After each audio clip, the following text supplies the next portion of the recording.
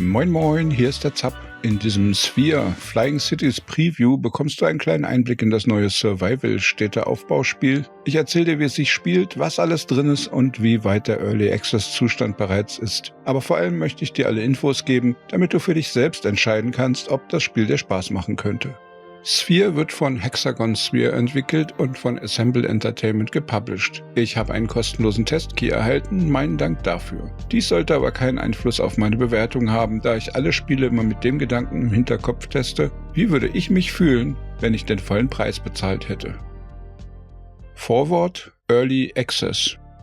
Sphere Flying Cities erschien am 14. Oktober 2021 im Early Access und wird von einem kleinen Team aus Hannover gebaut. Mit Assemble Entertainment als Publisher steht hier allerdings ein erfahreneres Team im Hintergrund, das mit Endzone: A World Apart bereits umfangreiche Erfahrungen im Survival-City-Builder-Genre sammeln konnte.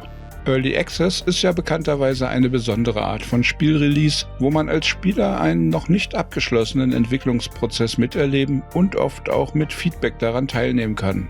Dies hat allerdings weite Grenzen.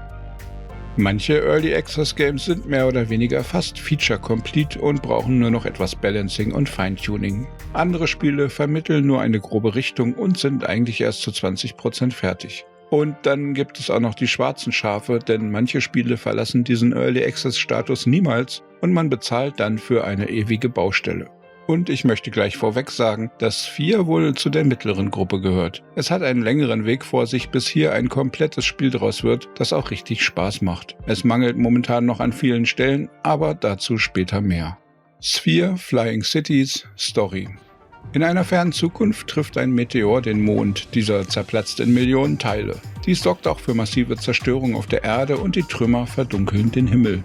Dies führt zu einem völligen Zusammenbruch der Grundversorgung und einem Massensterben. Die Menschheit beginnt als letzten Ausweg, Antigrav-Einheiten zu bauen, mit dem Plan, Städte über den Staub in der Atmosphäre anzuheben. Dies geht aber gehörig schief. Denn der Start unserer Stadt misslingt fast komplett. Alles rund um die Stadt wird zerstört und nur ein ganz kleiner Kern um die Flugeinheit gelangt wirklich in den Himmel. So beginnt unser Auftrag, eine Stadt auf einer fliegenden Steinscholle im Himmel aufzubauen. Wir werden mit dieser herumreisen, um neue Ressourcen zu finden. Gleichzeitig suchen wir Rettungskapseln mit Siedlern, zum einen um sie zu retten, aber natürlich auch, damit unsere Stadt wachsen kann. Spieltyp: Survival-Aufbaustrategie.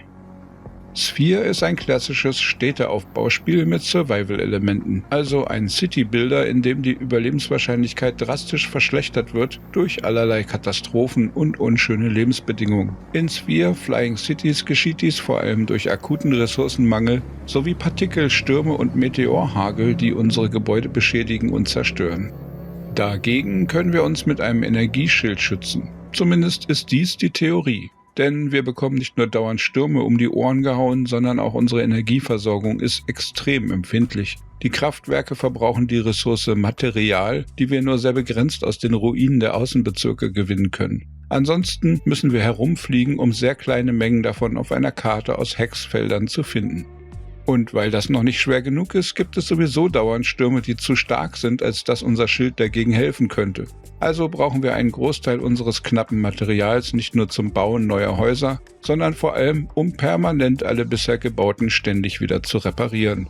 Es gibt einen Forschungsbaum, mit dem wir uns neue Gebäude, neue Stufen für den Schutzschild und allerlei andere Vorteile freischalten können.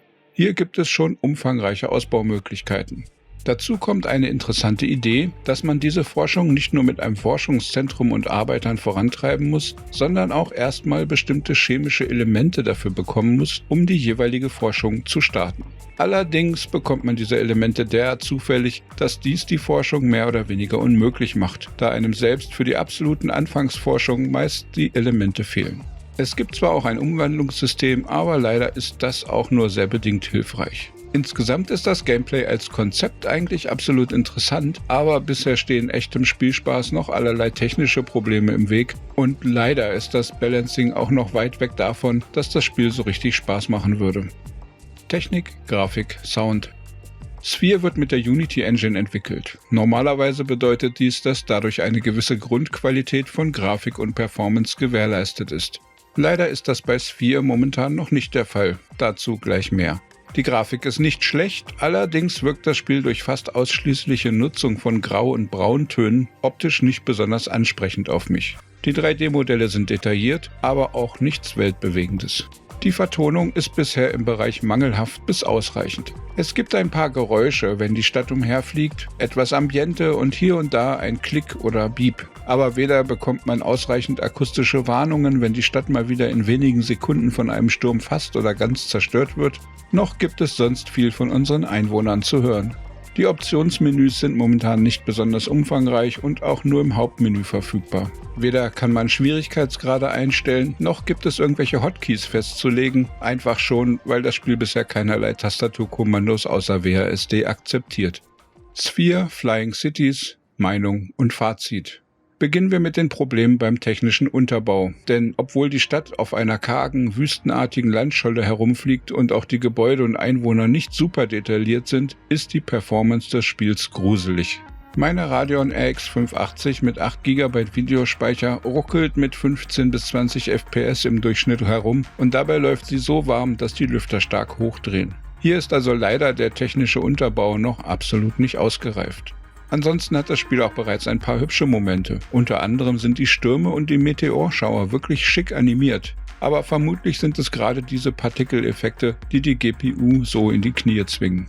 Wenn man davon absieht, dass die Farbwahl der Gebäude und Landschaften zum Großteil aus tristem Braun und Grau besteht, sind die 3D-Modelle eigentlich ganz schick. Und wenn man bis auf die Straße runterzoomt und dort die Einwohner herumlaufen sehen kann, dann sieht das auch nicht schlecht aus. Lässt sich aber schwer steuern, weil ein einziger Druck auf eine Richtungstaste die Stadt gleich mehrere Häuser weit hüpfen lässt.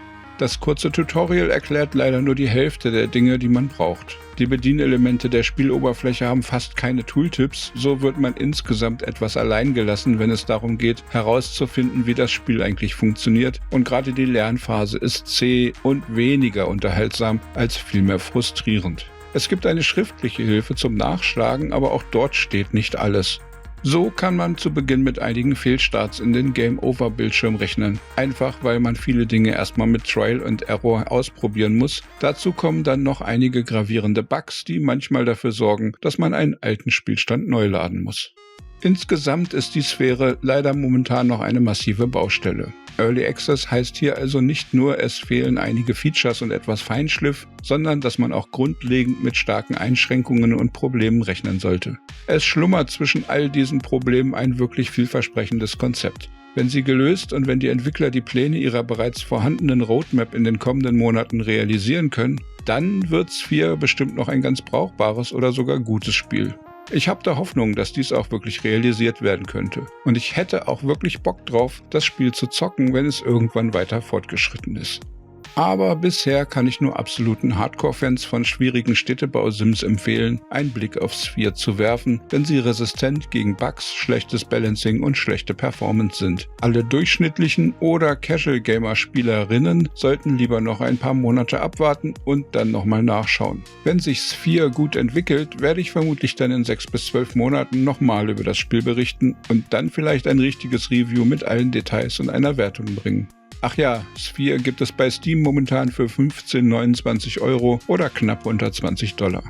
Magst du gern schwierige Survival-Sims und das Grundkonzept einer fliegenden Stadt oder sind ruckelige Grafik und schlechtes Balancing nicht so dein Ding? Schreib mir gern deine Meinung in die Kommentare oder im Community-Discord unter zapzockt.de/discord. Mehr Gaming-News, Spiele-Reviews und Guides findest du auf dem YouTube-Kanal hier oder unter zapzockt.de. Daumen klicken, abonnieren und mit Freunden teilen kann bestimmt nicht schaden. Und dann wünsche ich dir einen tollen Tag. Ciao, ciao, dein Zap.